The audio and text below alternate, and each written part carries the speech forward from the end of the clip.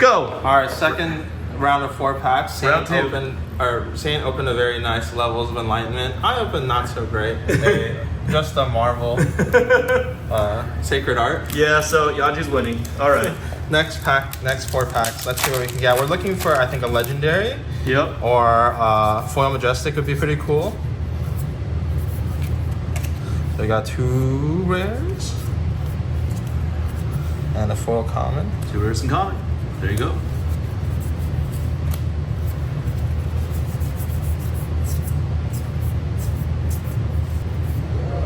Ooh, pretty nice majestic. Played in Zen. Okay. Yeah, the tiger thing, right? Yeah, it turns all your tigers into any name. Any name card.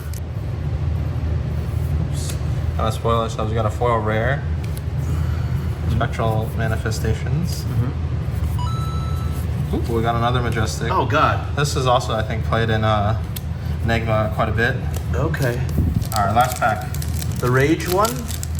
Restless Coalescence. Oh, okay.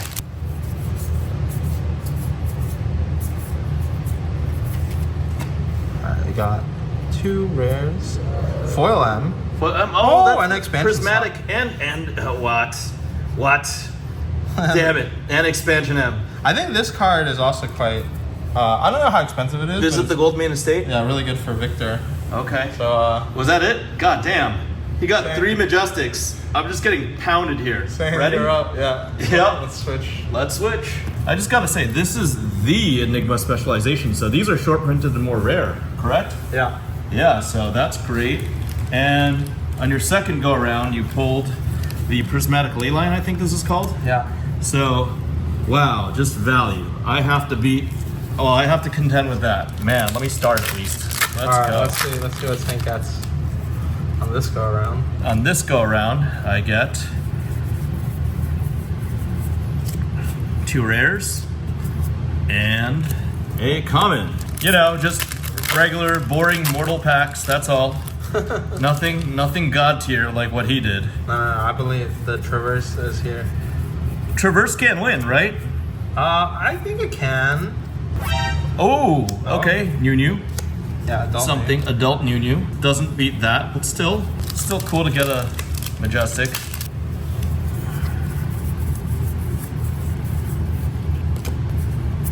There's the common foil. Yeah. And that's one more pack, last pack magic. Last pack magic. So this round I totally got my ass kicked, but Yuanji's still winning unless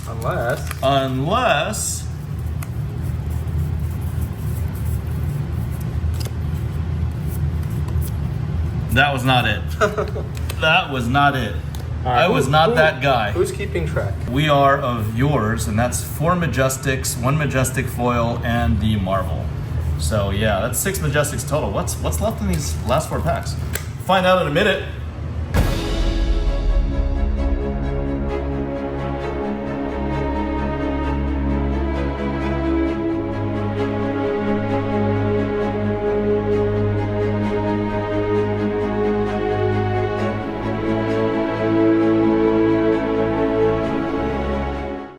All right. Welcome to the FaBled Hunters. I'm Yuanji. I'm Saint. And today we're talking about a very exciting topic for me. For him. For me, I think I've already got it figured out for me because You got it all figured out? I've got it all. Well, let's present the topic first. Okay. The topic is Flesh and Blood 3.0. Yes. What is it? What is it? Well, what is it from a collector standpoint? It's pretty simple. A lot of fire art, a lot of fire marvels, collectible, super scarce cards once in a while, and it's better than 2.0, and I'm loving it, and it's great. So Yeah. that's the end of my definition of Fab Period. 3.0. Okay. Yes. So let's give the viewers some context into Fab 3.0 because I don't think we're not the people who came up with it. In fact, I think Fab 3.0 was coined by James White himself. Okay. And I think he did an interview around the time of Bright Lights. I believe you said it could have been with Fluke. I think it was the Flukenbox video. Yeah. And they were talking about kind of the state of all of the products that they come out with that year, and then James White saying like, oh yeah, but you gotta look at a hero like Dash.io. And Dash.io is like the first kind of like Fab 3.0 Hero. Hero. And we didn't really know what that meant at the time. Well, to be fair, let's also differentiate the Hero-IO with the set she came from, because Bud Light was definitely not Fab 3.0. Yeah. It was the end of Fab 2.0, and somebody needed to take it out back and shoot it. I actually feel like Heavy Hitters is the end of Fab 2.0. That's fair. You've said that in other videos. Yeah, and so let's like talk about kind of like what they are. So Fab 1.0, just to give everyone some context, Fab 1.0 is like all of the, I think the OG sets up until Uprising is when they made the first distinction. Well, up until Everfest. Everfest was the end of Flesh and Blood 1.0. Yeah, right? So you have first edition boxes, you have unlimited boxes, you have 3 products released every year. They like cycle between main sets and supplementals. Okay. Period. There's no like Marvels. The high-end card are cold foils. There's Alpha and Unlimited, right? That's printed. Yeah. That's what. Yeah. That's but except for Everfest. Everfest, it all got destroyed, save for 2 cases. One of them's in New Zealand and out for sale. It was printed. It was printed, but it was destroyed. Not distributed. Yep. But that was kind of like their product model. And for me, I think Fab 2.0, when they announced it, it was mostly talking about a distinction in how they make products, right? Yep. So Uprising, it's all one SKU. They made Marvels as kind of like chase cards. Yeah. But I also think that Fab 2.0, like that year as a whole, is kind of like discovering new ways to make products. Okay. Because you have the introduction of lottery-based cards, like with the Emperor. In Dynasty. Yeah. Yep. You have the introduction of making alternate products like Round the Table. Round the Table. Okay. Yeah, so they're making like alternate products, like not just like main set, supplemental set, okay, kind of thing. They came out with, I think Armory decks is where I kind of pin like the end of Fab 2.0, where they're discovering like new SKUs, and we talk about this a little bit later. I had a nice conversation with Brian Gottlieb at US Nationals about this. But I think Fab 2.0, a lot of it is about kind of like rediscovering like how to productize Flesh and Blood. Then they experimented with different things. They experimented with hero Marvels. They experimented with like regular like play card Marvels. They experimented with like printing 69 versions of the same card and putting in the same box. Yeah. Right? Expansion slot. Yep. They experimented with that. And so there's all these like different like kind of moving pieces that they're trying out in terms of like making the product. And about Marvels. Yeah. I want to you said they experimented, but they had it right all along. They got it right because their first Marvel, the first Marvel in Flesh and Blood, shout out to Everfest, was Bravo, star of the show, aka Starvo. Yeah. And they got it right, the most right then. The Dragons were a close second. Yeah. Right? Key cards that were mechanized and actually utilized very, pervasively in Dromai. Yeah, I think Phoenix Flame. Phoenix Flame as well, yes. But so same thing. Phoenix Flame with Phi. Yeah. But they got right at the beginning. They went a little too off base. And then finally, they got it right again in Heavy Hitters. And now they're continuing with it. Yeah, well, I think they're like experimenting, right? They're like going here and there and they're trying different things out. And I think that Fab 3.0, why James White said that Dash.io is the first Fab 3.0 hero, is in my opinion a shift in the company's focus from the product side to back towards the gameplay. So I think they started off, Fab 1.0 was all about the game, and they kind of just like didn't think about the product side, whatever. Like they just have this model, they just like run with it. Well, they just wanted to push out sets and stay alive. And survive the pandemic. Yeah, right? It makes sense. Like whatever. Like you use a model that has existed in the past. Yeah. Whatever. You're just making it. Fab 2.0 is kind of exploring what your company can do with regards to how you can divvy up like your human resources to create all these different product SKUs, and what like the purpose of each of these SKUs are. Expansion slot, like whether or not you can develop extra, manpower to like testing cards that aren't going to be in the set. Like whether or not they'll have an impact. And then now Fab 3.0, I think is like a refocusing on making the game very dynamic and unique and fun to play. Yep. And I think that Part the Misveil is the first Fab 3.0 set, in my opinion, where we're kind of breaking apart the game from how it's been played every set up until now. And so for the people who are just watching the channel, who are primarily collectors, who don't play the game on a frequent basis, let me just tell you a little bit about the differences. So Flesh and Blood as the game is played, I would say, up until pretty recently, has more or less been like a kind of like face-up, like value, EV oriented game. I present the card, it costs 3, it does 7. That's like plus 4 points. You block cards that have 3 points of defense or 2 points of defense. Every time you block a card with 2 points of defense, you like lose a point, whatever. Everything's kind of face up, and then you try to present things that are annoying to deal with. Like I attack you with a snatch. Oh, well now it's attacking for 4, but you don't really want it to hit because it's worth more than 4. It's worth more than 4, yeah. And it's all kind of like face up, hey, here's what it is. Now, why I think James White's at Dash.io is the first Fab 3.0 hero, like you look at what Dash.io does. She interacts with the deck. She plays items from the top of her deck, hidden information. I attack you with a 0 to 60 with boost, right? It's coming in for 4. I might have a boom grenade on top. I might not have a boom grenade on top. Okay. Everything's kind of like murky. It's not 100% clear.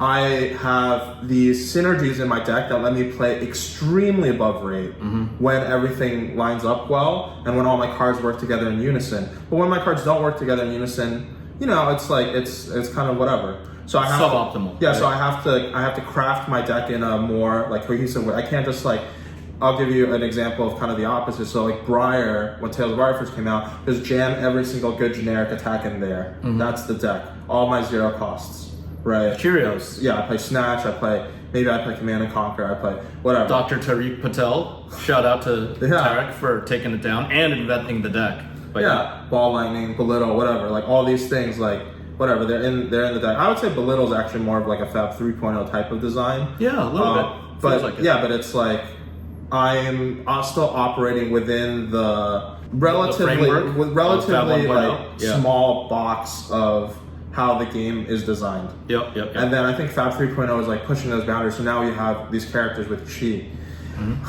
It's kind of crazy to think about how much like a chi is worth, but it ranges from being worth like, you can think of it being worth around like 5. So like if Zen, it could be worth more than 5, but like if Zen pitches a chi, he gets a tiger plus a card. That card can attack for 4. The tiger can like activate your Shuko for another 1. Now you have all of a sudden all these like 5 power attacks. And then when you play Bonds, it's more than 5. And I craft this deck together to in a way so that I can use the combo mechanic to get more and more value. Okay. If you're playing new and you play against the Victor and they have 2 8-power blue attacks banished, and then you pitch a blue chi, you are attacking for 8 on a single card. That's crazy. Yeah. But it has to do with a more comprehensive way that you're building your deck, your synergies, how you're counteracting your opponent, and you're interacting on that axis.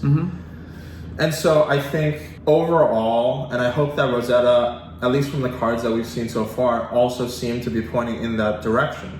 Yeah. Where the game is getting deeper, like the cards are going to be more dependent on interacting with each other. It's going to be less kind of just like, oh, face up, I attack for 4, you block 3, you attack for 4, I block 3, whatever. Like, yeah, you get certain synergies out of like that new Earth Runeblade. If there's Earth cards in the graveyard, then some things get powered up. So everything matters, and you need to consider different areas of the play table for, you know, the cards that you have to defend against or the cards that you will build towards. So it makes you want to have Earth cards in the graveyard. Yeah, like how do I get these Earth cards in my graveyard? Things like that start kind of cropping up. So I think that seeing that Legend Storage Studios is wanting to like push the game in that direction, I think that it has a lot of ramifications on the game. And I think the first is, in my opinion, going to be a big increase in popularity for the game. Okay, but what about the people that complain that Flesh and Blood is too complicated? I mean, my initial argument, I'm just bringing up, you know, this playing devil's advocate, so to speak. Sure. What about the people that say Flesh and Blood is too complicated, it's too spiky, and Fab 3.0, if continued in this way, is just going to be more spiky? So I actually think that the opposite is true. Okay. So there's like differences between like the game being complex and difficult to play versus the cards having some complexity where you can like spend your time before you play the game trying to figure out, oh, like how do I build my deck? Okay. Because the more powerful things that you can do to get to like put your cards together and like have them work with each other, people love doing that. That's like a core experience, I think, to any trading card game. Figuring out, oh, how can I like get this like cool little like thing to be like really useful during the course of the game. People spend more time in Magic, I think, building out their decks, building commander decks, trying to figure out what cards that they want to put in than they do actually playing the game. Okay. This like creative outlet, I think, in Flesh and Blood is largely missing. Okay. At least up until I think fairly recently. Sure. So seeing like different ways that you can like take deck building, it's not just like, oh, I'm just gonna play the best like whatever 75 cards and then put in like 5. I got it. And so I think that aspect, yes, the game is more like complicated to play, but it's also less complicated because sometimes you can't do anything about like what they're doing, you know? Yep. And so like, yeah, like they're spending more time, but they're operating more on their side of the field. It's complicated on their side. And I think that everybody's like complaining, like, oh, talents are too complicated, whatever. Like, they can kick rocks. They can kick rocks. They've never played a card game ever. Like, there's so many different like really deep like complicated card games. Yu-Gi-Oh has like all these like weird like summoning mechanics, and Magic there's like a huge library of like cards and like different ways that they interact with each other. And yet like you see formats like Modern, which has like one of the largest card pools, is potentially one of the most popular formats, right? Okay. And it's just like, I think it doesn't really like they don't get it. They don't understand like what like people who really enjoy trading card games. I think there's two aspects of it. One is kind of like the social play, like you're competing with the other person aspect. But I think another part of it is kind of people like these are people who we're nerds. Yeah. We like to like sit at home and try to like figure out, oh, how can I like make this combo work? How can I like, you know, put this card in so that now like I can like build some like a 10 power snatch or like whatever. Like there's these things that people really enjoy doing, and I think Flesh and Blood didn't well serve that aspect of the game where it was like primarily focused on the PvP at the table efficiency aspect. Like you said, playing Flesh and Blood face up and choosing which face up cards to use over other face up cards, and playing by the numbers or playing for the math. For example, I just wanted to shout out this new card. Shit, I forgot what it was called. It was like a 9 cast or something like that, where you could pitch for 10, Cosmic 10, 15, Awakening. or 20. Yeah, Cosmic Awakening. That card is just such a Timmy card.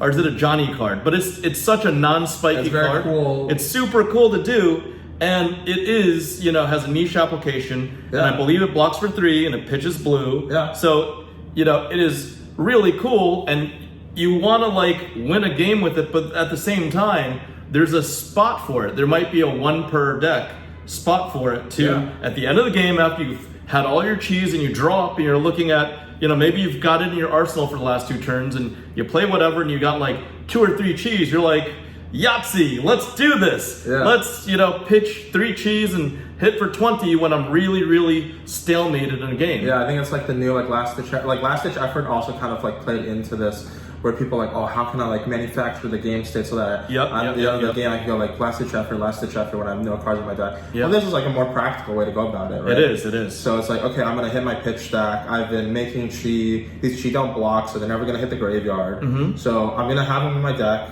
So how can I like make use of that later? But I think like the idea of just like 1 card attacking for 20, that's just like a cool thing that gets like people going. And I think that like the more that LSS is willing to kind of like push the boundaries and kind of escape this, it's really funny. I remember a long time ago, somebody made like a video, it's like the rule of 8 or something. It's like, oh, like all these numbers on the card have to add up to 8. That's how LSS balances out all the cards or whatever. And I think it was Brian or like somebody else who worked at LSS who responded to them. They're like, that's not actually how we like balance the cards. And we're kind of seeing now like the culmination of that, like, right, like they have more personnel who are working at the company now. They fleshed out, I'm assuming, like their company processes or whatever. Now they have like more efficiency. They can make better sets. They can make more engaging gameplay. Okay. And I think that's really Flesh and Blood 3.0 in my mind. Well, okay. I hear your definition and your boundary of Flesh and Blood 3.0.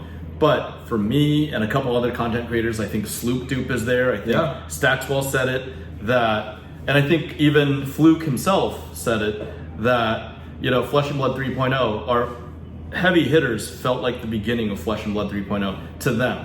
And that's, as a collector, that's where like, oh, they finally got this product right. It's a great product. It's a return to what Flesh and Blood was about. And it's like a reawakening or a second renaissance of good Flesh and Blood. Yeah. That said, I'd like to make the argument that even if Heavy Hitters is not Flesh and Blood 3.0 or the beginning of Flesh and Blood 3.0, I would call it Flesh and Blood 2.969 because the interactivity and graveyard cards matter. For example, in Kasai, right? Kasai with the reds and the yellows banished stuff to make gold. Which turned into a raise army, which turned into, you know, an additional attack against you that strips a card. Victor Goldmane lets you cheat if you accumulate gold, right? Cheat on your clashes, which creates a second dynamic. Olympia, I think they admitted that it was just a last minute throw in and not like very well thought out. And am I missing 3 more heroes? I forgot the other. KO is kind of 3.0-ish because I think it's got extra value. I think KO is very 2.0. Really? KO is like pushing like the limits of like, KO to me is like Briar Plus. Briar Plus? Where it's like, so like Briar when she came out was just like her hero ability was just like a pure value engine. And then they had to like tone her, they had to like nerf her to like tone her down to like what's like reasonable. And KO is kind of like the boundaries of like what's acceptable. Okay. Where it's like, okay, if you discard a 6, you get an extra point of damage every single time you do And then you could cheat 5s though, right? So it messes with the numbers. So it's like that's like the limits as to like how much like a value-based engine you can, but it's not, I don't think it's like pushing the boundaries of like design. You're still operating in that like value. The framework of numbers, right? Where a 5 number temporarily, for all intents and purposes, acts as a 6, right? So it's like it identifies as a 6 for a little bit, but there's no actual immense misinformation or lack of information or imperfect information that gives you an advantage over your opponent when it comes to and then I think like not as much like obviously there's you're like fixing anti-synergy because like brutes like playing with 6 power cards, but it's not like you're not like driving, it's like what is like your payoff for the synergy, you know what I mean? Whereas now like if they, I'm just like kind of BSing here, but like let's say if they did like a Fab 3.0 like Rhinar for example, right? It could be something like, oh well, like you intimidate a card and then like you attack, but then if you discarded like if you discard like a 6 and then you like you could flip over their intimidated card. And then you flip over their intimidated card, and if it's like also a 6, then like I don't know, some kind of crazy thing, or like you flip over the top card of your deck, that's a 6. It's just like it's like different ways that you're making deck building like more of an active part of like winning the game. In my opinion. So Fab 3.0 Lite, at least we were on the spot with 2 heroes. So I think what you're responding to, and my counter argument for why I think Heavy Hitters is not Fab 3.0, and but like why I think there's overall positive collector sentiment.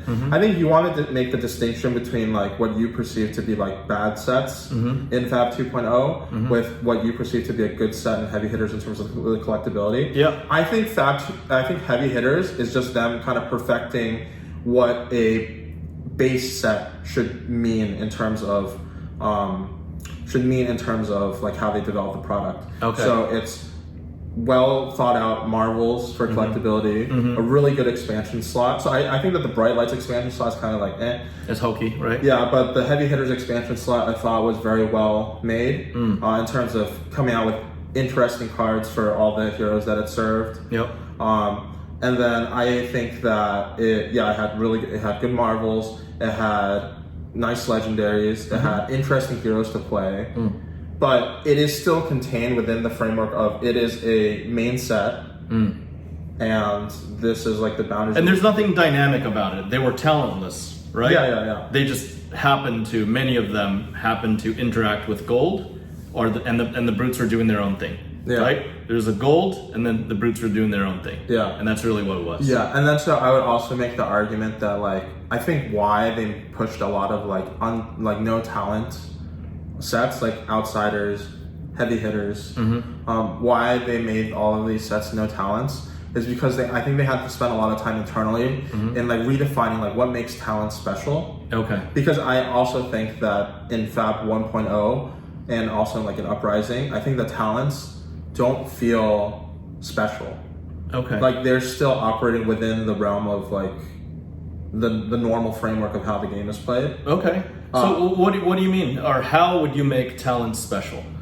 Yeah, so I think like Vinset was kind of like a first attempt at making like the core gameplay of Vinset almost entirely focused on Banish. And even though Chain was the predecessor. Yeah, so I think even though Chain and Levia interacted with the Banish Zone, okay, I don't think that they interacted with the Banish Zone in very like inspired ways. Okay. Where Levia is just like, okay, like I need to banish cards from my graveyard, and then they're sitting there, but it's like it's like a looming threat to myself. Okay. Versus I'm not interacting with. It's just a handicap. Right? Yeah, but then they come out with a card like Hungering Slaughter Beast, and oh wow, like now, and also the Levia Plasma Fed consumed. And then, so it's like, oh wow, well now I'm interacting with my Banish Zone in the context of the game in a more interesting way because now I'm building my Banish Zone, I'm going to be able to use it later. Okay. Stuff like that. Or, doesn't that make Levia a 3.0 hero, or not really? Well, so I think they're adding cards to kind of upgrade her into that 3.0 tier. Okay. You know what I mean? Okay. I think Chain, you can argue that Chain is also kind of like a 3.0-esque hero where he's like very like focused on like synergy, like you want to put like a good amount of like blood deck cards into it. I think he's just like, but then you look at his hero ability, and his hero ability just like gives him a go again. So it's nothing like, it's not like Chain. It's more so just like the fact that you can play cards out of blood deck. Okay. Is like the interesting part. Got it. Yeah, and so I think that like they're obviously with any game like they need to like fine tune things. But yeah, I'm really excited to see like how they're gonna push this, how far they're willing to push the boundaries. And I talked to Brian about this a little bit, and he said sure. Yeah, you mentioned you get around to that if you can share. Yeah. So I talked to him about two things that I think are interesting to share. One thing is I talked to him at the beginning where I felt like Part the Misfill kind of added a lot of variance to the game, but I told him that I thought it was probably overall good for the health of the game. More variance. Yeah, because that was one of the biggest criticisms of the whiny little noobs that can't play Flesh and Blood straight up, right? That there's too little variance. It's like, yeah, if you're the same people that complain about Mana Screw in Magic, where that's like 24% of every game is determined by your mana drops, right? Yeah. That's a lot of variance. They're whining about Flesh and Blood being too hard. Do you want it too easy or do you want it too hard, right? And like Goldilocks. Yeah. No, but I think that there is some validity to what their complaints are because like, for example, in the time of when you're playing like Oldham Mirrors, the games I think are like 95% deterministic. What do you mean? Like in terms of like you're gonna see every single card in your deck. Basically, all the cards are gonna get used for whatever, and like depending on what strategy you picked and how you're executing it, you're gonna win like 95% of the time. The better player wins 95% of the time. Yeah. Right? Yeah. Okay. And so I think overall that is not helpful for the game. I think that having some amount of variance brings some excitement, and I know like people meme on Richard Garfield all the time for saying stuff like this. I think that maybe like lands or like a resource system is like kind of like a weird way to introduce variance into the game. Okay. But I think that the idea of like, for example, in the new Mystic Heroes in Zen, like there's a very big difference if you draw like a Transcend card early and you get to put a Chi into your deck versus not trying the Transcend card for like 4 or 5 turns. Okay. There's like really big difference in terms of your power level, right? Okay. Yeah, so like... Oh, because it's the... Okay, let me just try to work this out. Yeah. Rationale-wise, assuming you have a Chi hero, any of the 3, including Nunu, you're using Traverse the Universe as a priority 1A, right? Yeah. And the moment you have a Chi in your deck, you become much more dangerous because that activates, a green light's traverse, and then it turns you into a situation where you can go off for like 30 to 40 or even 50 damage in a turn because of the traverse. Yeah, because it gives you like correct? that extra card, and the way that like some of these heroes, like the scaling is... Okay, and as a tangent, does that traverse, would you say that traverse gives the player more value than both? Because we were even saying in the last set that Balance of Justice was like, oh, this is amazing, how are they gonna beat this, right? And then even before that, it was like Crown of Rock, this is amazing, oh my god, Arcanite Skullcap is dead, how are they gonna beat this, right? So I think it gives more value sometimes. Really? And it gives less value sometimes. That's a cop-out. No, but it's a cop-out, but it makes so, like, for example, let's say you're playing Zen into New, and New's like disrupting you a lot, and you can't like really find a good time to transcend. And even if you do transcend, you block with your hat, they play Siren's Call, they make you block with your chi. It can be like very annoying to deal with. Okay. So sometimes it's better, sometimes it's worse. It's ultimately down. And I think that like the fact, so it sounds like a cop out, but like the fact that you can make this situation, I think is just very interesting for the game. Okay. Where it's not all the time that like this is better. Okay. You have to like find the situation, or you have to determine like if this matchup, it's the right matchup. Okay. But like, okay, if you just said a chi, I think it was this episode, you said a chi is worth 5 value, right? Or more. 5 or more value. Yeah. If it's with New, it's more than 5 value, potentially. Could be like, not nearly infinite, but even double digit value if they've got to go again with damage in their graveyard plus another 6 or 7 or something like that, right? So that said, in a vacuum, Traverse the Universe beats Crown of Providence because moving your arsenal and drawing a card versus getting exactly the chi you need to go off, at least for a Mystic hero, it's superior, right? But it depends. It all depends on the situation. That's why I think that the way that they designed the game is very interesting. Okay. Because you can't have like a 100% like foolproof like take on it. Okay. There's always going to be like different situations that occur. Well, and the different situations, I was going to say, arise as a result of how you and your opponent are drawing your first couple of hands. Okay, but I mean, I don't know this because I didn't check the deck tech and I didn't do experimenting. Yeah. Did any of your team members who are playing Chi heroes ever play Balance of Justice or Crown of Providence? No, but like Dan's playing like Pouncing Links. Okay. Sometimes. Okay. And then, I think actually Enigma sometimes does play Balance of Justice. Really? Or can play Balance of Justice, yeah. Okay. Because a chi to her is worth less than 3. It depends. Right? It's like only really good like when you pitch her for Mirror Guy. Oh really? Yeah. Like that's her like spike. Like you're supposed to like block the hat, then you play the Mirror Guy and you give your boots worth 3. Okay. That's like her spike.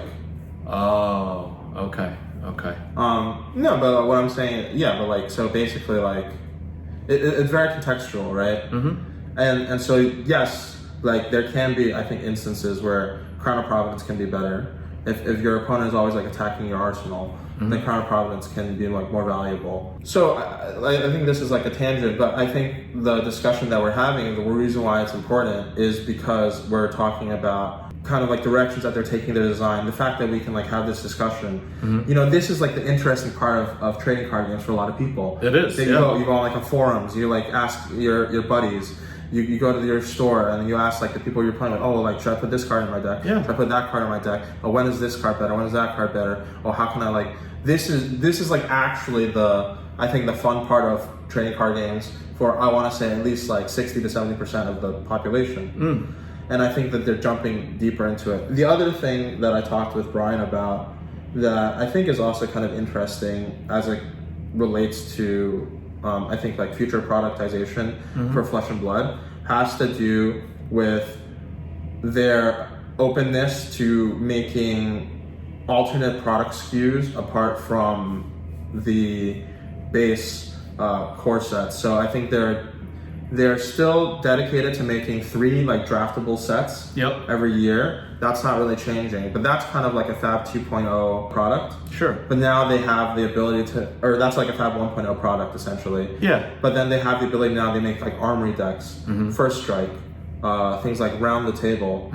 And Brian told me that like it's possible, for example, when they came out with Dusk Till Dawn, that it might have made more sense to release something like Vinset or Prism rather than using the space of a standalone set, which is supposed to, you know, be like a great entry point for people and get people like really excited about playing the game and be like very like new and dynamic and powerful and interesting in all these like different ways, rather than putting in like a hero like Vinset or Prism that they knew like on launch was probably not going to be like. I think they thought that Prism could have like impact, but Prism also they need to release like some like additional weapons and it's like not complete, like not Angel's Flow. Yeah, not completed.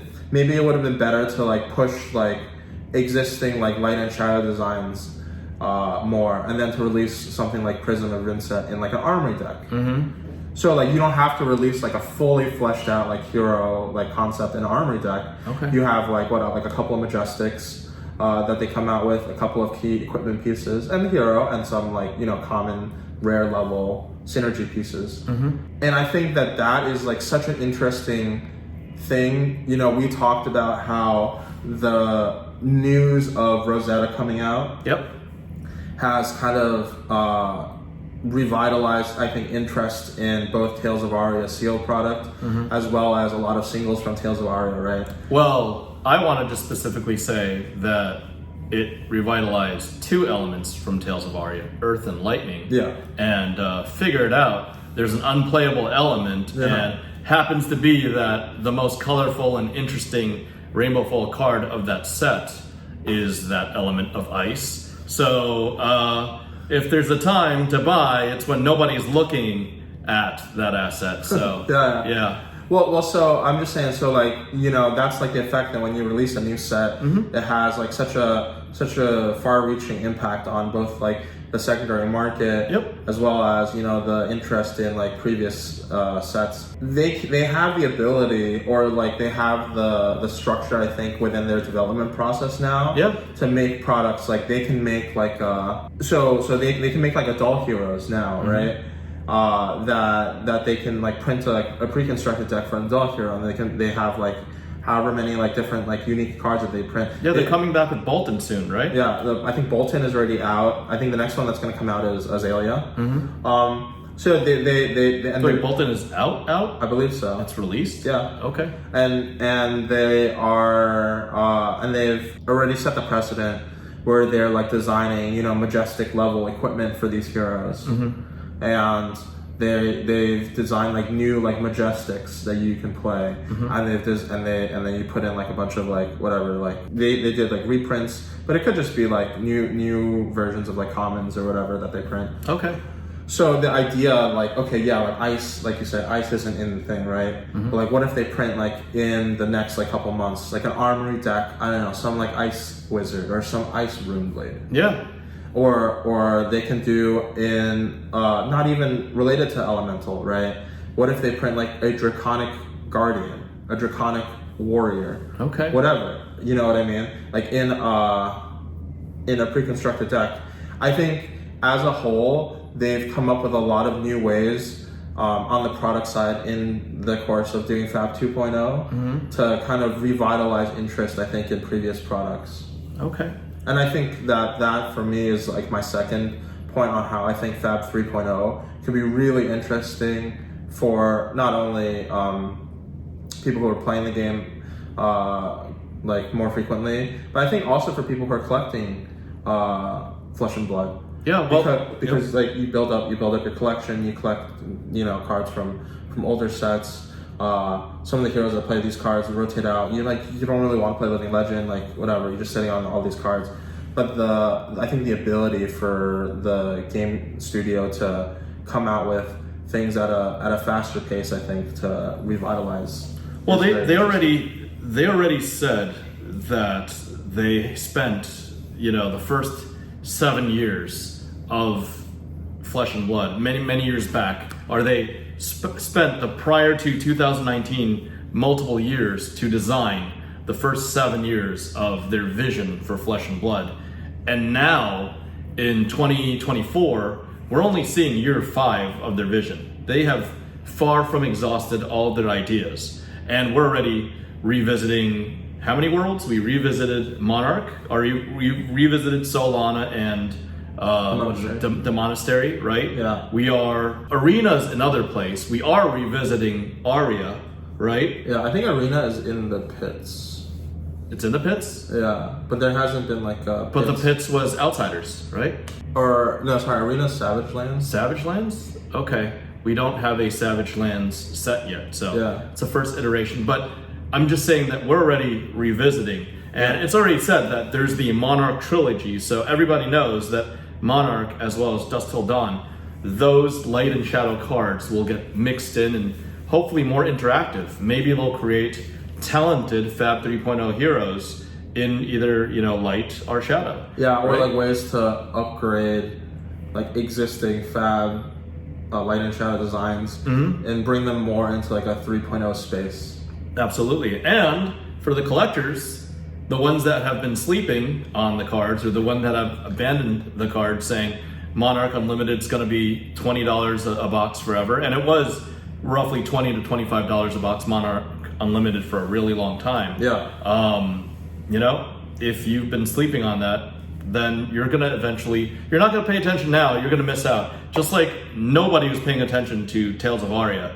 People were saying Tales of Aria Unlimited was $40 a box, even first edition was under map, blah, blah, blah, blah, blah. Yeah, whining. I think you get like first edition for like $200 a case at some point. Exactly, like $50 a box. Yeah. And now, it's no longer $50 a box, presumably. I mean, you could look at TCG Player, we could pull it down, but it is going up, because if I'm seeing Stacks and his brethren, come up with these videos showing us that the market prices of all these cards are just escalating and spiking immensely, Earth and Lightning cards, then the boxes can't stay. I mean, just logically, the boxes can't stay at where they are. I don't pay attention to prices on a day-to-day basis, but that's just what intuition would tell me. So keep a lookout for all these sets from Fab 1.0 as well as even 2.0, because you'll never know when they come up with a set that interacts with the entire card pool, multiple sets of the entire card pool.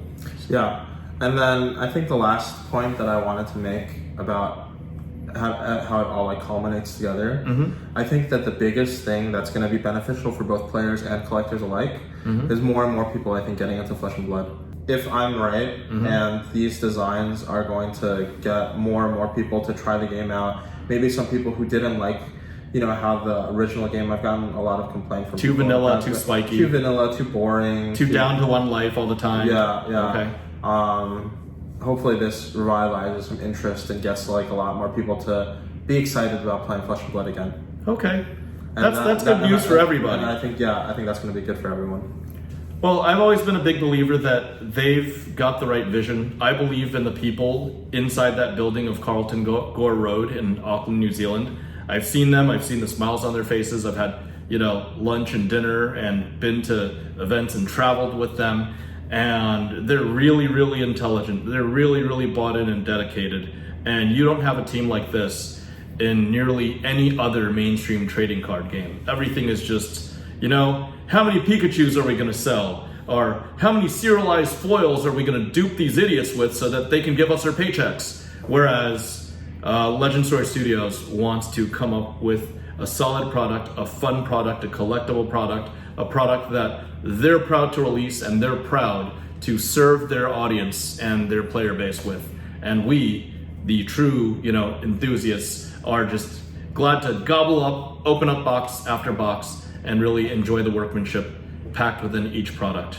So that player base point is what we're in it for, right? That's the vision behind FaBled Hunters. Maybe we're not one of the biggest driving forces of new players anymore, but we're definitely here, all about it, and ready to encourage the next wave of collector and player, or player/collector, to join in the Fab Fam. So Did you have any other points, Yuanji? Because this is your topic. This is your episode. I think we covered all the bases well. I would love to see what you guys think. Like, what do you think Fab 3.0 is going to mean for the game in the future? As well as we'll probably revisit this, maybe like a couple of months to a year plus from now, and see like were we right about kind of what we predicted. Absolutely. I think you're onto something. I think that given that both of us interact with the management, and we're actually the management of Legend Story Studios, and we're actually at events talking to them all the time, they don't drop too many hints, but they seem to give you enough, just enough, so that you can see that something's turning and something's a brew. Yeah. And there's always been a bigger plan since day one, since the very first calling, since the very first you mean they don't major. Just twiddle their thumbs and then they just don't test any cards and then Yes, just and release the product. They're actually at war with their player base, Yeah. and they're actually trying to defraud their collectors of value, according to the scholars on Reddit, right? Yeah. So, kidding aside, thanks for joining us. We went a little over time, but we do appreciate you sticking with us for over 40 minutes. Remember to join us on the Patreon if you want to go in deep, in-depth discussion by the most loyal Flesh and Blood and FaBled Hunters followers. And that money goes to Yuanji and supports the FaBled Runaways, North American Fab. Let's go Runaways. And if not, we still appreciate you watching. Remember to like, comment, subscribe, twiddle that notification button, and we'll see you next time. Bye.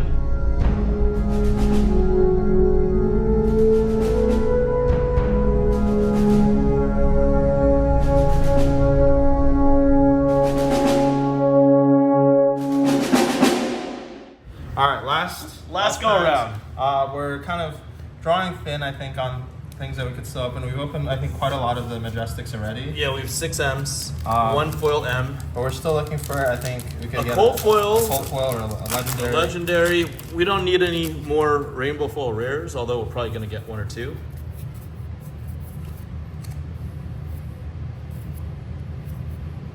Okay. Pretty standard pack. Yep. 2 foils, or 2 rares and a foil, common foil. Ooh. I mean, chop packs yeah. do exist, but his first pack was the Marvel, so what can you really say? Yeah, and a Marvel specialization at that, which is better than the Chi Marvels, right? Other Chi Marvels. We got a... What? What? Okay, well, I definitely lose. He hit a cold foil legendary. What's the name of the glove? I think it's Stone Skin Gauntlet or something like that. The Gauntlet. My God. All right. Well. Well, where's the sleeve? Get the sleeve. I'll get it to you before pack 4, or this is pack 4. There you go. We gotta put this guy in the sleeve. But my God, that is a lot of value. Wow. Okay. It's crazy with these Japanese packs. I don't know, Saint. I think you got a shot. Pull from the Marvel Enigma. To be determined. Wow, chock full. I right now at this point, I would just be happy with a 7th non-foil Majestic. I'm not asking for much, because given as many boxes we've opened in the past, like that would be, oh, okay, we got a little RE card, right? Because I think, like, this box is full. You drained all the luck out of the box, Yuanji. I don't see it. I'll review what you pulled though. Nope. This is a hiss. Yeah. Hiss. There you go. 2 packs left. But that's a crazy way to start this case, man. Yeah. My God, that's ridiculous. Nice case. Right now, It was the dog-eared one. it was a dog-eared case. Yeah, that's why you open the busted cases. Last pack magic, and really quickly, just want to review this box, the awesome contents of this box. Marvel Enigma one time. Unless, no special slot, no nada. Unless, nope, no nada. Majestic. Not even a Majestic, but here, let's look. There's the new Majestic, Yeah. Hero. Bubbles. There's this one, which is playable by Enigma. Yep. This one's a Zen playable. This one's an Enigma playable. This one's a Victor, right? Yeah, it's really And then good this at is the Victor. top Majestic. Yep. We have a Majestic foil prismatic clay line. And then these are super rare, not just any legendary, cold foil legendary, and the Enigma Specialization Majestic Marvel, double-sided Marvel card. That is I love insane. the backs of these marbles. Yes, they're beautiful. So this was like a 9.5 out of 10 box or something like that, right? This is pretty insane. 9.5 out of 10. Let's go. Yeah, let's see. Till next time. Thanks, guys. Bye.